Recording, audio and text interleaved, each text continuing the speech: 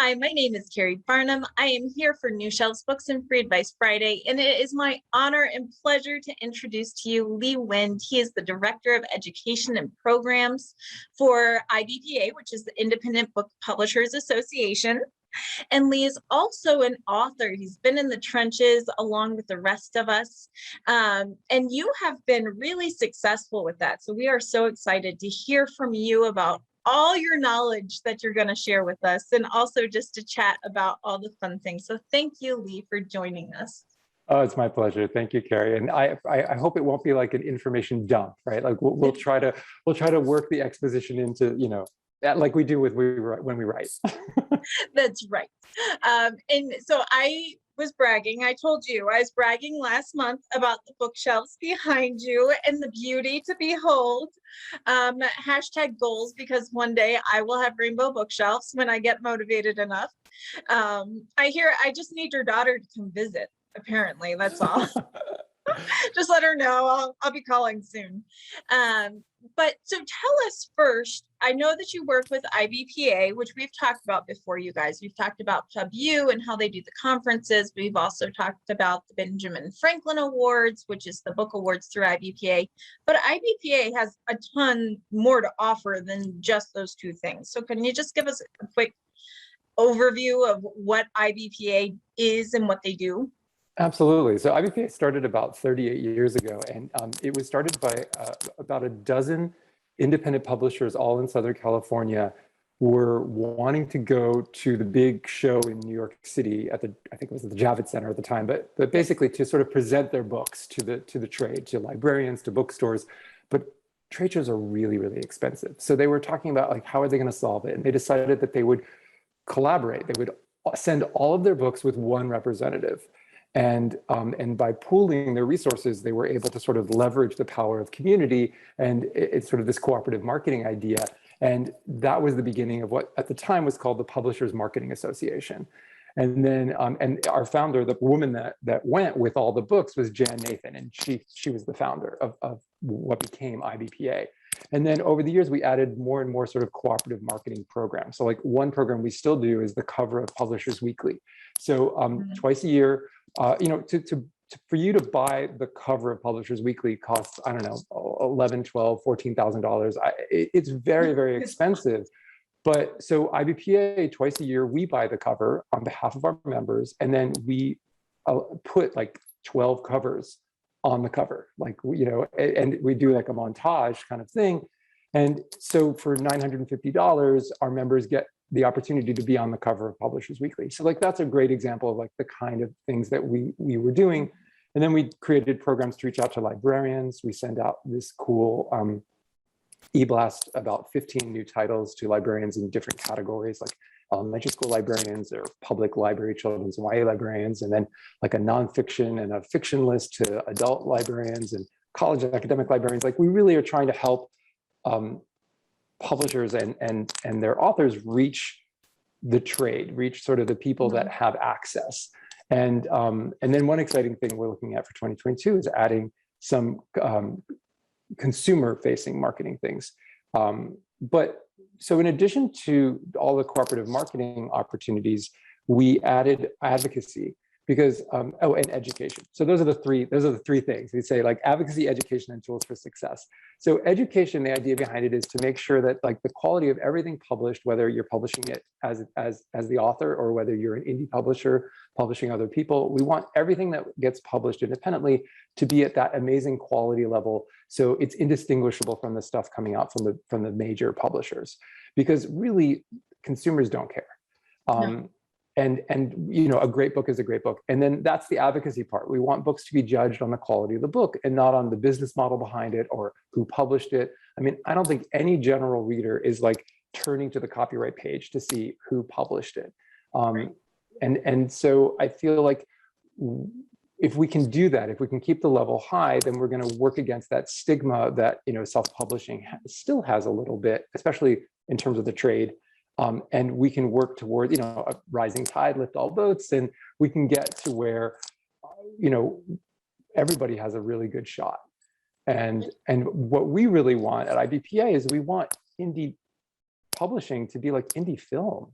And, you know, indie music, like it should have cachet. It should be cool. I mean, we're an engine for diversity and variety. And the idea of now that this big merger is going to be happening, probably, the idea of there being 4 corporate entities that decide what everybody reads is frightening. Like indie publishers keep us from that kind of dystopian reality by being a plurality, right? Like by offering variety. We have over 3,800 members right now. Wow. You know, so it's a big tent with a lot of different voices, and I think that's what we want in publishing. Yeah, well, and I think we need it. I mentioned that I was at Moonlight and Magnolias, which is a Romance Writers of America conference recently. And one of the speakers was talking about how she had a historical fiction that featured biracial and Black women. And the publishers were not taking her books. They had taken other books but they would not take these books from her. And her agent finally said, "You just have no chance." And she said, "Oh yeah, I do." And she self-published these books. I mean, they exploded on the market because people do want diversity. They do want something. We don't just want someone up in an office deciding what we read. We want all of the opportunities, and we want voices to be heard. And I think that's definitely something that we're seeing more and more, is that as people across the world are being more vocal about voicing themselves, we're looking for that in our books, just like we are in our music and in our movies. We are looking for something other than one person's voice. And that is why indie publishing to me is so important, is because that's how we move there. That's how we move from having 1 or 4 big people's voices booming out, and we have a whole community of people sharing their experience, their knowledge, their art. And I think that is what's so amazing. And what I love about IBPA is, again, you give people opportunities, because you may not be the big guys, but when you join together, you can be. You know, every big corporation had to start somewhere, and they had to start somehow. And when you come together, you get those opportunities. Can I just tell one little anecdote about the power of community? So for the IBPA bookstore catalog, which is a quarterly catalog that we do of our members' titles, when the pandemic started, we had the idea of making it a fundraiser for Bink.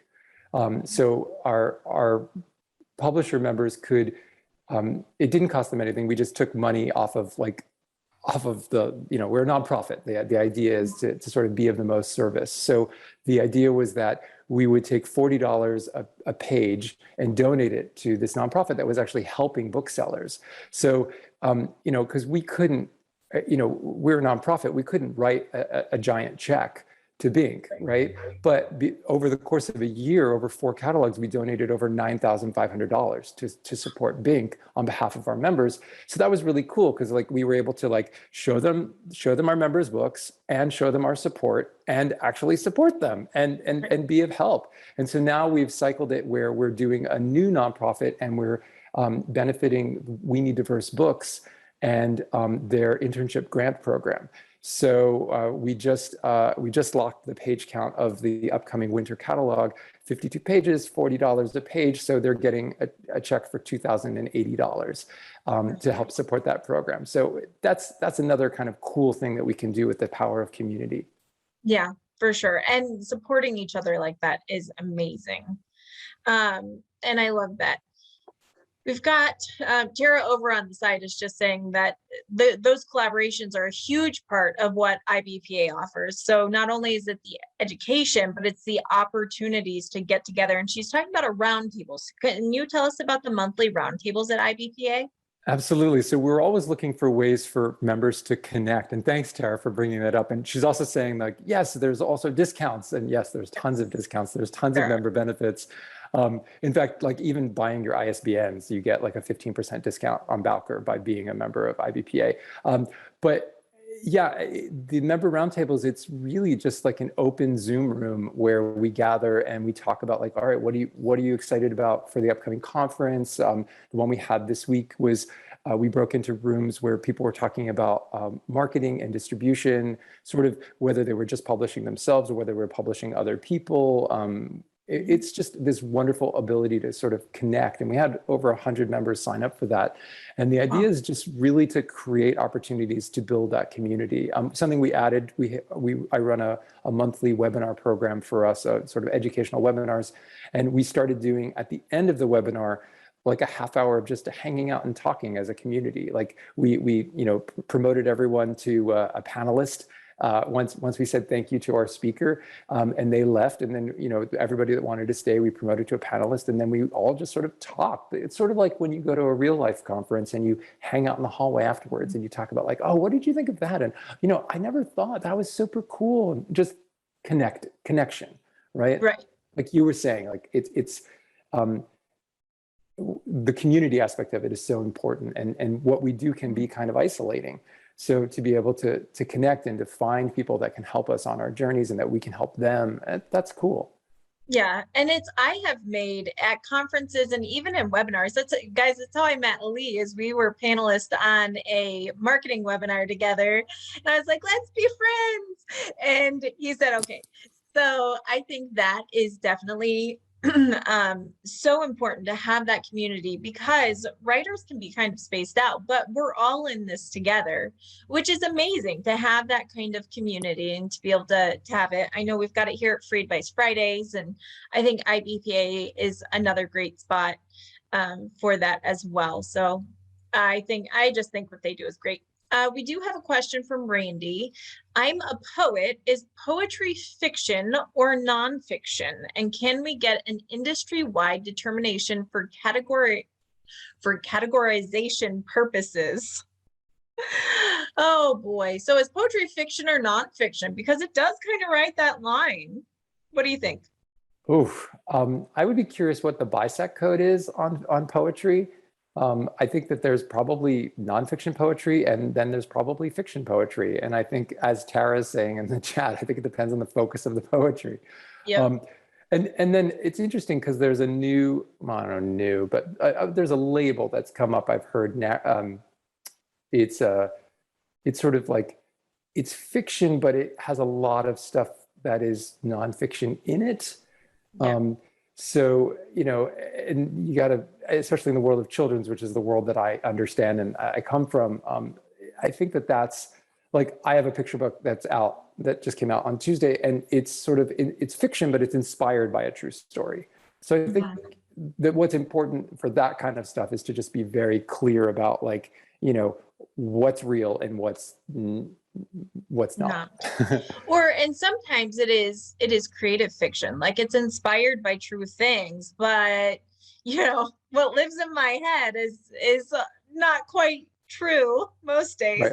But like historical fiction, there's usually an author's note that explains, like, what was real and what was invented. And like, I just read Melinda Lowe's Beautiful last night at the Telegraph Club, and she had like a 20, I don't know how long it was because I heard the audiobook, but she had a very substantial author's note at the end talking about the real history that sort of was the setting of sort of San Francisco lesbian culture and community during the sort of Lavender Scare. So I thought that was super cool. And oh my gosh, there's 40 applicable codes for poetry in the Bicep. There are. Many of them are nonfiction, but I did see a couple that were under fiction. So I think it's just like anything, because also let's keep in mind that there is nonfiction and there's creative nonfiction, and I think that is kind of what's happening, is we have blurred the lines so much with creativity that Bicep codes can just not hold us anymore. And so you're seeing kind of a lot of crossover. Sometimes I'll even see on a book kind of a nonfiction and a fiction category at the same time, which is crazy because I think that used to be much more strictly adhered to, but people are breaking out of those. And just to remind everyone, a Bicep code is that is the code that you are kind of putting your book under. If you're fiction, it's, for libraries, for book, for the trade, that's the code of where you are. So if you're a romance author, then you would have a Bicep code that was specific to fiction and romance, and then maybe fiction, romance, historical, or things like that. So it's the code of what your book is, what genre and what category you're in. And that's why they matter, because that's what booksellers and librarians tend to go off of when they are categorizing your book. Right. And actually, one of the neat things about digital space is that, in a physical bookstore, your book is only going to live in one place. Yeah. Right. But on a website, your book can come up in many different categories. Yes. So that's kind of cool. And they do. I mean, with online searches and everything like that, when you're looking at, look at Amazon, you guys, you can have 10, I know it's not a Bicep code, but you can have up to 10 categories for your Kindle and 10 categories for your paperback. We're we're expanding. So will we ever have solid lines? I don't think so, because you could even say what's fictional to you isn't fictional to me. I think we're living in a world that is blurring lines and changing spaces by the day. And so poetry, fiction, or nonfiction, I think that's The answer is yes. Yeah. Go write a poem about it, Randy, and we'll find out. Let's see. Well, I'm saying, Randy's saying, I just wish we had one starting point for award purposes. I think there are, I know that the IBPA Benjamin Franklin Awards has a poetry category, as a completely separate thing. And I think that, but definitely we have publishers that enter in multiple categories. Yeah, I think we see them most, I've seen them most often. There are poetry categories and poetry awards specific, and then most of the time I think they end up in nonfiction. I've even seen them in like memoir and different things like that. So I think it depends on what you're writing and how it adapts from there. Nancy is asking, she said she's part of IBPA. She's a new member. Yay. And she was reading a little bit about the group health insurance and liability insurance. Can you speak to anything on that? Like, number one, Sure. What is it and where did they find out more? So my boss, Angela Boll, the CEO of IBPA, helped put together, again, the power of community. I think it was 10 or 11 associations in the book publishing space, and they all came together and created something called the Book Industry Health Insurance Partnership, and basically teamed up, because associations aren't legally allowed to offer health insurance as a group. We teamed up with this sort of concierge service called LIG Solutions, and basically our members are able to call and get someone on the phone, and basically that can walk them through, according to where they are in the US, walk them through their insurance options. So that's really cool. And then for liability insurance, we have some suggestions of people that you can go to, and there may even be a member benefit associated with that. I don't recall it off the top of my head, but yeah, so for those two things. But they're really, it used to be that the member benefits handbook was like 60 or 70 pages long, and it actually was becoming so unwieldy that we just changed the system over, and now it's just like links from the major page, because there's just so much, and we want to help you find what you need. Right. And I think that's great. And it's sometimes having those resources and pooling together. And a lot of states and things are doing different types of marketplaces and things to pull in. So any resources, anyone who's owned a small business or who has run it, as some of us do, running our publishing houses or running you're writing full-time as an author, you know that there aren't as many opportunities. Like when you have a traditional job and they've got health insurance and things like that. So simply having the information available so that you don't have to wade through and go, I wonder if this is good or not. That alone is a big job in itself. I know I grew up with two parents who own their own businesses. I own my own business. And so having that at your fingertips alone and the resources is a fabulous thing to have. And I agree, and we were really excited to offer it to our members. And also they offer health insurance programs for employers.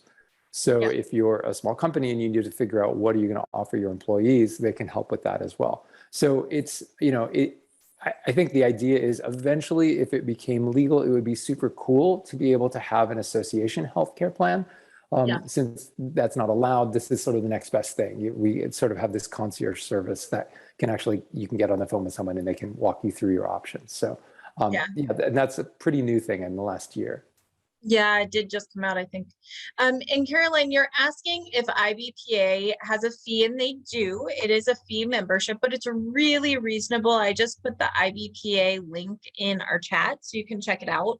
But membership depends, there are different levels of membership, and it is so affordable. And by the time, I always say, by the time you buy your ISBNs and you upload to Ingram Spark, because IBPA does have those free upload codes for Ingram Spark, by the time you do those two things, you've paid for your membership, and everything else is a giant cherry on top. All the, the marketing and the opportunities and the discount. So it really pays for itself really quickly. And also, since we were just talking about business kind of aspects, as an author, it is something, or a publisher, you can write that off as a tax expense for tax purposes. So again, I'm not a lawyer, nor am I an accountant. However, that is something that you should bring up with your accountant, because usually membership fees like that can be written off for tax purposes. And it's just a great place.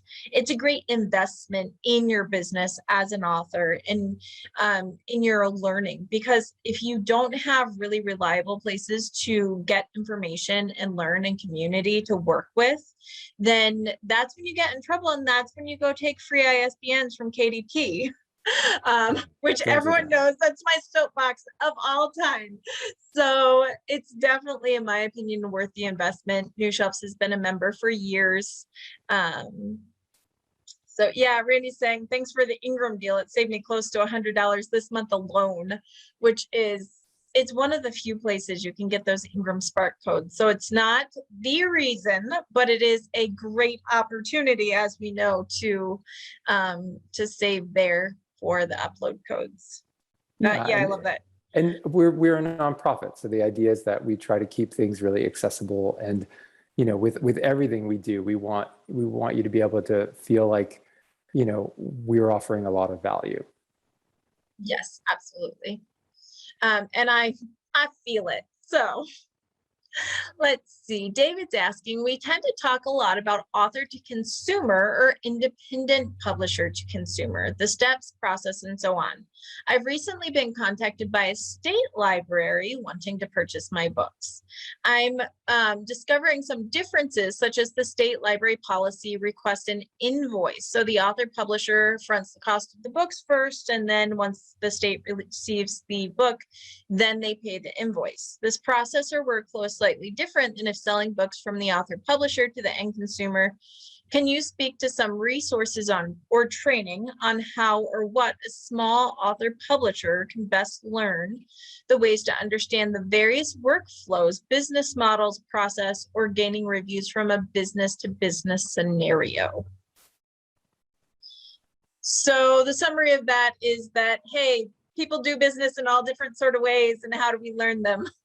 I mean, can I jump in? I think Please. that it's when you are a smaller publisher or you're publishing your own work, it is a big ask to have a library system or a bookstore set up a new account with you directly.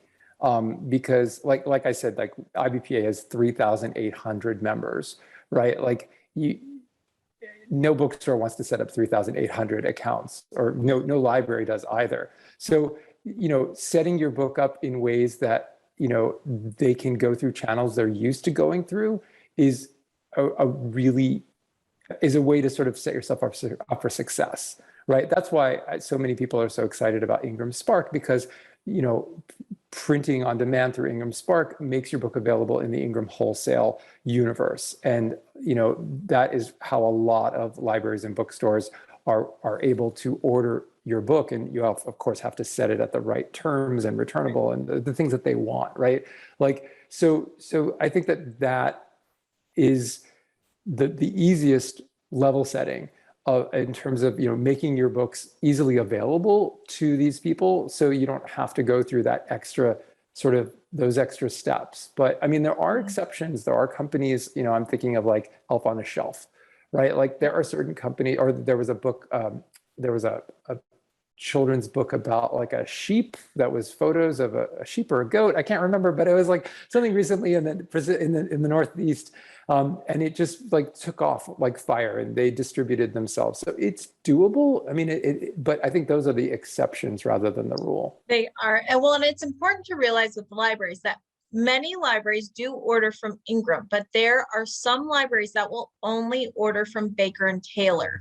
And if they only order from Baker and Taylor and they still really want your book, they typically have two options. They either have discretionary funds and they can order from Amazon, which about a third of libraries do order directly from Amazon. Or they can say, if you're willing to take the chance of sending us the book, of invoicing and sending the book, then we can write a check later without having to set up that account.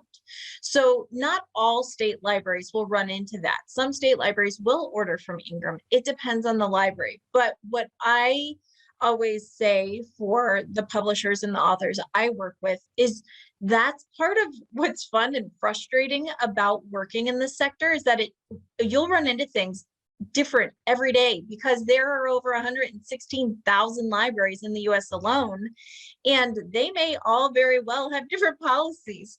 So you may be like, I got this, I got the training I need, I know exactly what to do. And then Susie over here is going to be like, no, you don't.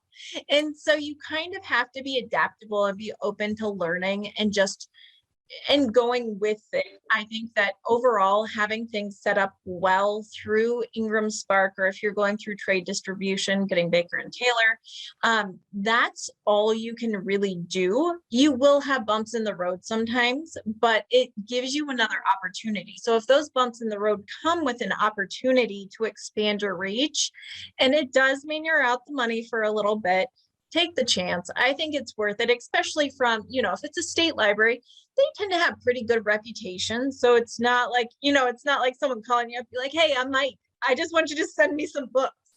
The state library is typically going to be good for whatever invoice you send out. So use some common sense there, of course, but I think you kind of have to be flexible. I've also heard from publishers that they've sort of like gathered up the requests from librarians that, oh, I wish I could order your book, but we only order from Baker and Taylor. And then they've sent those along to Baker and Taylor, and it's helped sort of convince Baker and Taylor to carry their books. So that's something to think about as well. Absolutely. I've done that with publishers and authors before, where if you get enough requests for Baker and Taylor, it will convince Baker and Taylor to take you on as a private client, to where you are distributing directly through Baker and Taylor. They do take a small number of authors, but they want some pretty proven demand. They don't want to be Ingram Spark, because they actually warehouse books. They're not printing and shipping, they're warehousing books. And so they are a lot more particular about the books that they will take on from a single author. They tend to work through distributors where they're working with one account that has, 50 different authors that they're working with. But you can get in there if you've got enough proof of demand. So hone that up and hold it, because it can help you in the long run. It all does cycle back to demand, right? Like that consumer demand. We want to, bookstores want to know someone's going to walk in that store and ask for it, or someone on the staff is going to be so jazzed about it, they're going to hand sell it to the next person that walks in, or amazingly, something about it. They just think it's so appealing, that the title, the cover, the topic, that they're going to shelve it face out. Same with libraries. Like nobody wants to bring your book in and then no consumer picks it up. Right. Well, shelf space it's hot. It's when you are, people always say, I want my book in Walmart. I'm like, well, are you going to make Walmart $10,000 a month? Because if not, good luck. Because that's what they're looking at. They're not just saying, oh, it's a space on the shelf. They're seeing dollar signs. And if you're not bringing them those dollars, then it's not a good investment for them. They are a business, and that is what they're thinking of first.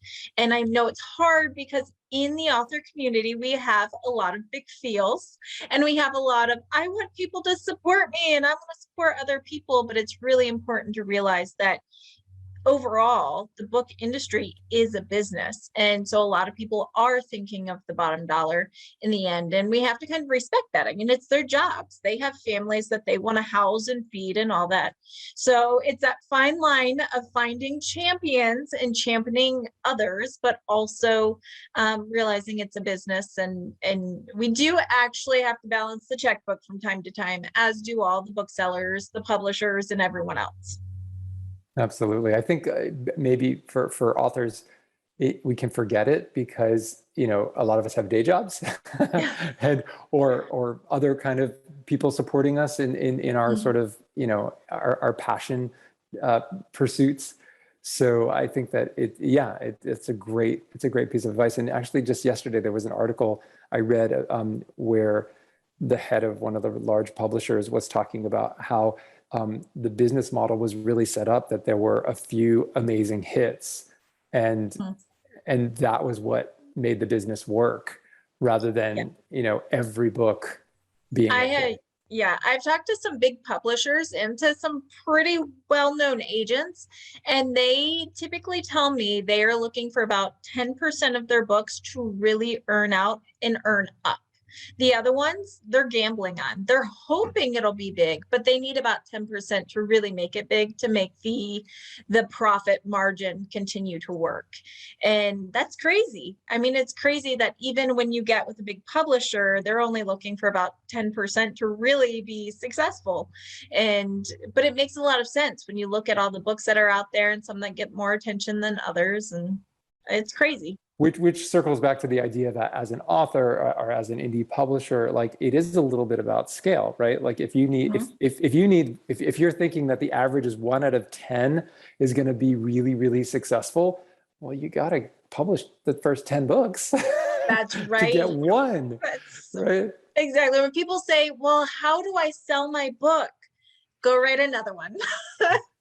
And that's always popular advice, right? That's when they're like, I really don't like Keri. I'm not going to talk to her anymore. But it's true. You have to keep on, you have to have more than one title to work with. You have to keep on writing. And that is for sure, whether you're in a series or you're nonfiction, whatever it is, multiple books is where you get your leverage at. So if you and that's the popularity of series too, Keri, right? Like that's why like people get so excited when it's a series, because first of all, the readers love it, because they kind of feel like they're getting something that they know and that they want. And from the marketing perspective, it's so much better.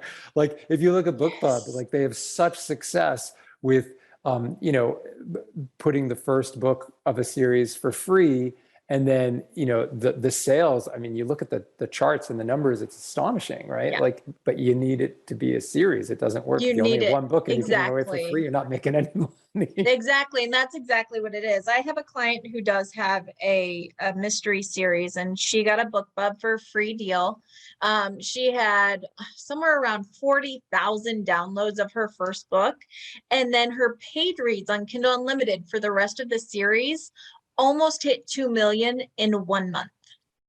And it kept it high for a while. I mean, that is the power of having multiple books that people can jump to, and the power of a series in fiction, at least, because people fall in love with these characters. It's like Friends. Everyone remembers, if you've never read Divergent, cover your ears, whatever. I'm pulling out some spoilers, but everyone remembers at the end of Divergent where she died, and we're all like, I remember texting my sister-in-law and being like, I feel like my best friend just died, and that's not okay. We get attached to these characters in series, and that is why they work. And that is why when you've got a series or multiple books to work through, that's when you can really leverage and make a profit on your writing. Until then, keep writing. All right, we have questions about Ingram Spark. Ingram Spark dominates the online wholesale channels. Who are their closest competitors in this regard? Ingram Spark dominates say that again, the online wholesale channels, print on demand. They dominate print on demand and getting into wholesale. I mean, because I mean, really, there's Book Baby, which is print on demand that also gets you into a wide, it's not just Amazon, it's sort of a wide distribution. There's Lulu. Lulu. I'm sure there are others that they're not popping to mind right now. Bookmobile does it. Here's the thing, though, is that Ingram Spark dominates because, I mean, don't tell the others, but they're kind of the best and they're the most easily accessible. And also, Ingram Spark dominates because they have a direct in with Ingram Wholesale. You know, they are partner companies. And it's really important to realize that sometimes I love when people go, well, I'm not going to use Ingram Spark anymore. I'm done with them. I'm so mad. I'm going to go to BookBaby. Guys, where do you think BookBaby is having their books printed at when it's going into Ingram? Sometimes they use Ingram Spark. They literally upload your book to Ingram Spark and they're your middleman. When you're doing KDP, when you use expanded distribution, KDP is taking your book files. They are uploading your book files to Ingram Spark under the KDP account, and they are using Ingram Spark to get your book into Ingram.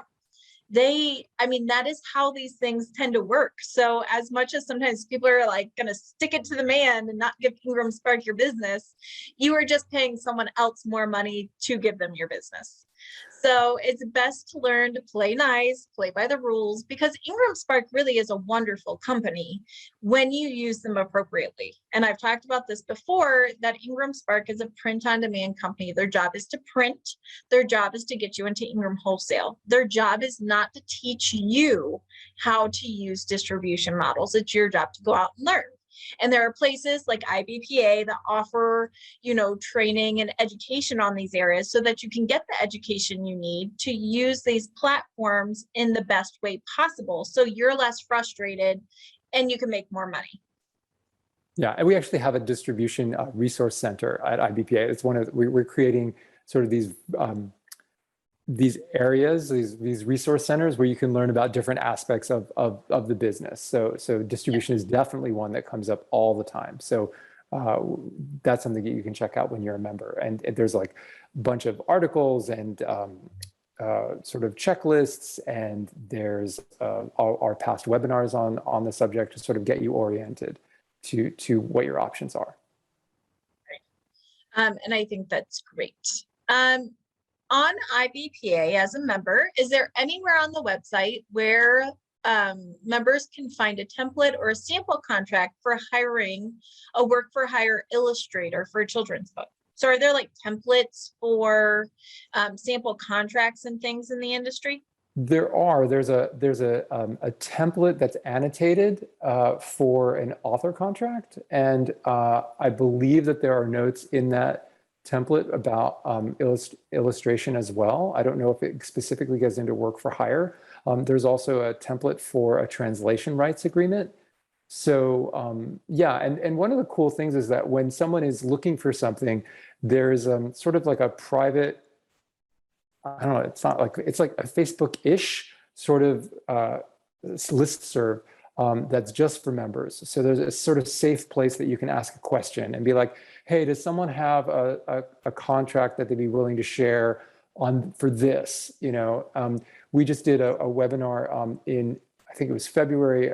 Brooke Warner, who is the publisher of She Writes Press, which is a really amazing great press hybrid publisher, did a whole session about, like, you know, breaking down the hybrid publishing financial model. And she shared her contract. Like, I mean, it's amazing the resources that and how giving people are in the community. Yeah, absolutely.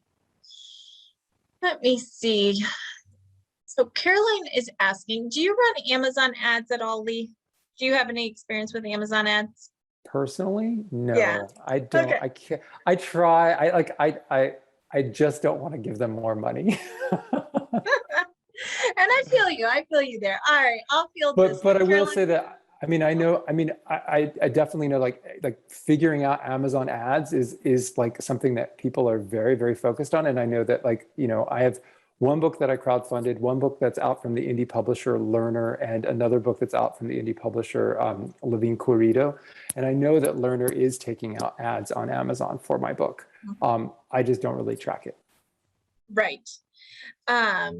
All right, so I'll field this one because I do a lot of Amazon ads. And Caroline's asking, how much should you spend on Amazon ads for one series around the Christmas season for Kindle? Well, if you have a series, I only ever market the first book in series. I do not, I mean, I won't say I never mention it, but for ads, I never do ads on the follow-up books. It's only the first book in series unless you're marketing specifically to your warm market. People who've already read your series and are looking for the newest book in the series, then, you know, some ads there maybe. But as far as Amazon ads, I always only do the first book in the series because people don't typically start a series in the middle.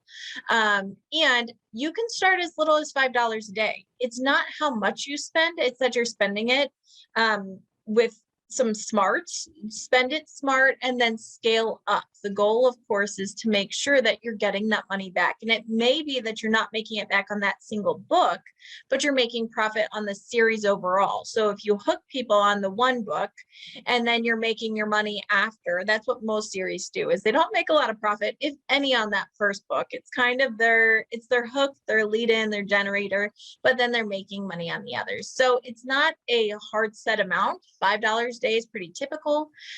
Do know that during the Christmas season, everyone puts ads out because we all know that it's the selling season. About 40% of books are sold from November to January. And so everyone wants a piece of that action, and they're all taking out ads, and that can drive some ad cost up over the holidays. So you may see some of that, and you've got to watch your market, watch and see what's happening and respond to it. That's the thing with Amazon ads. There's no set and forget, really. You kind of have to have your hands in there and watch the market and track the data for it to work. And if you haven't, I know Brian Cohen, I think he either is in or has just finished one of his 5-day Amazon challenges, and those are always great. It's got a lot of opportunity to learn and kind of work in the Amazon ad space. And Brian has been leading thousands of authors through that really successfully. I'm so glad you answered that, because you did such a beautiful job of explaining it. I was like, yes. All right. Randy is asking, is IBPA or a member from a representative from IBPA going to be at 20 books in Las Vegas? That you know? Not that I know of. I haven't actually heard of that conference. So okay. That's Randy also asked me, I think he's just trying to get all of his favorites to come just join him at a conference, and I love it. But so no, it does not appear IBPA is going to be at 20 books, but they do have Pub U. Yeah, and I was just going to chime in and say that's also something that you could put on that private listserv for IBPA members. Hey, anybody else going to going to this event? And also there's a Facebook group and a Facebook alumni group for IBPA's Publishing University Conference, and there's also a LinkedIn group, which is pretty large. So there are a bunch of places where you could sort of reach out in terms of trying to network across the community and see, hey, who else is going to this? Yeah, I think that's great. I like this one from Linda. Linda, you always have the most intuitive questions. Lee, is there any question that you wish someone would ask? Like if you have one piece of advice I just have on the tip of your tongue, what would it be? Okay. It's the importance of owning your list. So I think that it's really easy to become reliant on these social media platforms for like, oh, well, I have a huge following on Facebook. Well, yeah, I had a huge following on Facebook, and then Facebook changed the rules, and suddenly no one's seeing my posts, and I have to pay Facebook for the people that already said they liked me and they wanted to follow what I was doing to see what I'm doing.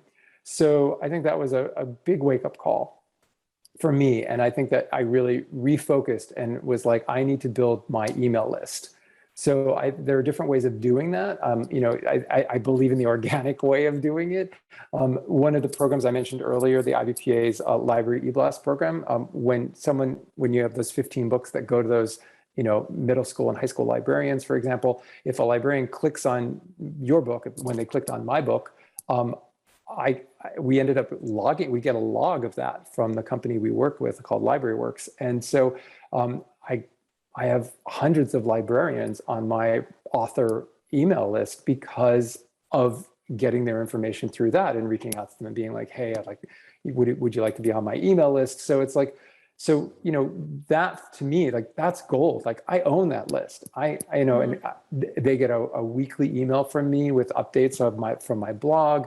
I mean, I've been blogging for 14 years in the children's space. So it's like, building that audience of people that actually care about what I'm doing. I mean, that to me is really important because, that's sort of the core. And there are definitely cool ways that you can grow that audience. But I do think that we all forget how important it can be to sort of like own those contacts. And I mean, even like, I did a quiz, like a quiz marketing thing, right? Like those BuzzFeed quizzes as a way to sort of like incentivize people to give me their emails because you want to give them something, right? They're letting you into their inbox. So I have this fun quiz, like, it's about queer history, like 9 questions to find out what are your pride colors. Do you know this queer history?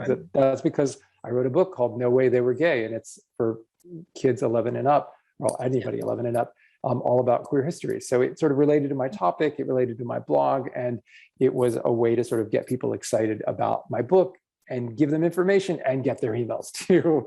Right. It is like the Swiss Army knife of giveaways. And that's what I jokingly said. Everyone wants to know what Disney princess they are, obviously. So quizzes are fun, giveaways are fun. And I agree. I always love when people come on and they give the same advice I do. Build your email list. You need to own that. You need to have that contact where you can get directly into their mailbox because it's great. Like, great, you've got 150,000 Twitter followers. How many of them actually see when you post? Like 10 for 4 seconds.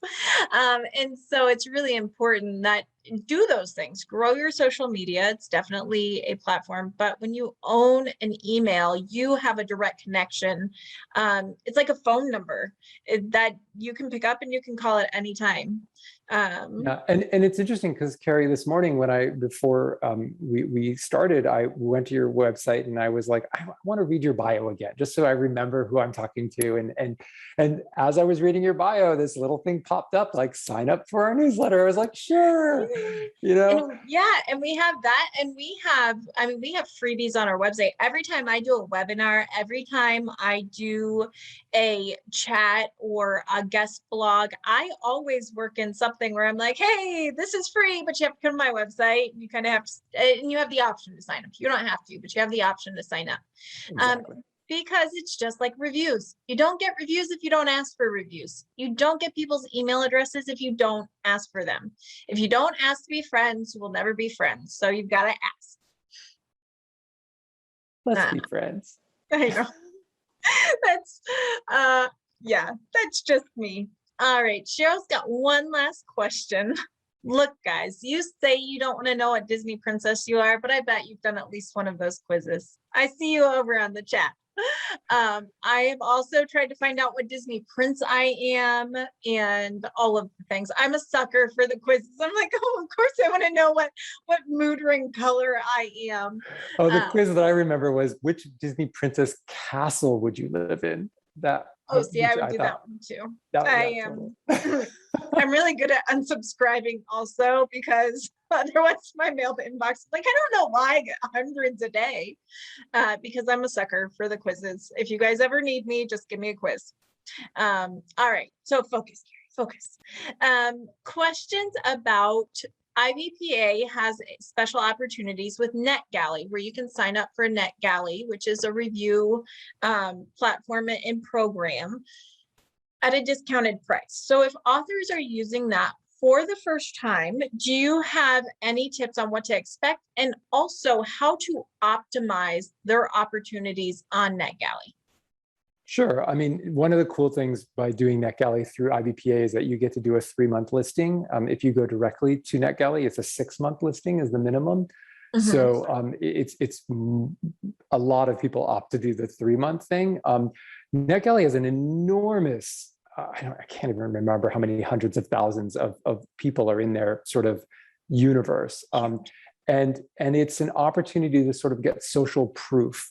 But again, it's one of these things that you can't set it and forget it. Like it's like you're going to get access to the list of the folks that downloaded your book, or and then who reviewed it and what did they say? And you can actually reach out to them and be like, hey, thank you so much for your review. Would you be kind enough to post it to the online, retailers?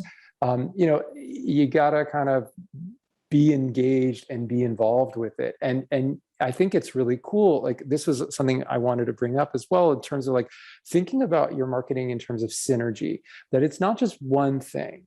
It's not just an Amazon ad. It's not just Netgalley. It's doing multiple things that kind of get your book on the radar. And there's that old saying about like, oh, it takes 7 times of being exposed to something for someone to be like, all right, I'll try it. But we were at one of the cool things pre-pandemic and hopefully post-pandemic we'll be doing is IBPA does a cooperative booth at the American Library Association annual conference. And we were at the conference a couple of years ago, and we offer our author and publishers a chance to have their authors come and sign books and give them away to librarians, sort of like you're giving a free review copy out. And it's like a star moment. It's very exciting, and it's really, really cool to do. And you connect, we scan the badges of those librarians, so you get their emails, so now they can be on your email list. You can follow up with them. We had one author who came and had printed up a really big poster of his book, and he had it on a tripod behind him as he was signing. And some librarian was like randomly walking by, and they saw the poster and they were like, oh my gosh, I love that book. I just read it on Netgalley. And it became this like moment, and people like came around from the aisles and started gathering around him. Suddenly he had 15 people in front of him, and they were talking up his book. And I mean, that kind of social proof is magic, right? Like somebody else saying that your book is awesome is what we all need. Right? Because if it's your book, if you're the author, everybody's going to think, oh yeah, of course you think it's great. But like, we need that social proof. That's why trade reviews are so important. That's why a librarian randomly being like, I love that book on Netgalley. Those are those magic synergistic moments, but you have to sort of work towards that. Yeah. And I talked to an author the other day who I said, you have to ask for reviews. You have to work for things. And they're like, but we just want it to be organic. We just want it to happen. And I said, that doesn't happen. Things can grow organically in the sense that you don't have to pay or push, but you do have to try. You have to put yourself out there, because there are too many great authors out there that if you're not working for your book, no one else is going to work for your book either. And so it's really important that you champion yourself in your own book. And that means doing things like going up on Netgalley and following up and asking for reviews. And it's doing all of those great things, those follow-up things. But I love that. We're right at 11. We want to be very respectful of your time, Lee. So tell us though, I know you've got a new book coming out, which you mentioned really quickly, if you could hear a little bit about that. And then also how everyone can find you and reach you and connect with IBPA. Absolutely. So my new book is called Red and Green and Blue and White. I'll hold it up. It was illustrated by Paul Zielinski, who won the Caldecott Medal a few years back. So it's beautiful and it's super exciting, and it's inspired by a true story. And it's sort of about what's the true meaning of Hanukkah and Christmas. So red and green are the Christmas colors, and blue and white are the Hanukkah colors. And it's sort of inspired by this true story of this hate crime in this small town in Montana, and how the community, came together to sort of say like, no, the true meaning of the holidays is that we stand together as a community, and our diversity makes us stronger. So it's something very much of my heart, and I'm really excited to have it be my debut picture book coming out. And people can find out more about me just by going online. My name is my website, leewin.org. And they can find out more about IBPA by going online. It's ibpa-online.org. And absolutely reach out to me. Take the queer history quiz. And thank you, Keri, so much for this opportunity. Of course. And I'm so excited. Hold your book up one more time. We've got requests for it one more time because it's so pretty. I love that. So Red red, green, blue, and white. And so that's available now. You guys, thank you so much for being here. Thank you, Lee. It was fabulous to have you. Anyone who wants to get Lee's information, we do have our Free Advice Friday Facebook group. So if you let me know you're looking for Lee's information, I'll post it all there and get the website links up so you can connect with him. And we will be back next week for Free Advice Friday at 10 a.m. Eastern. We'll see you then. Thanks.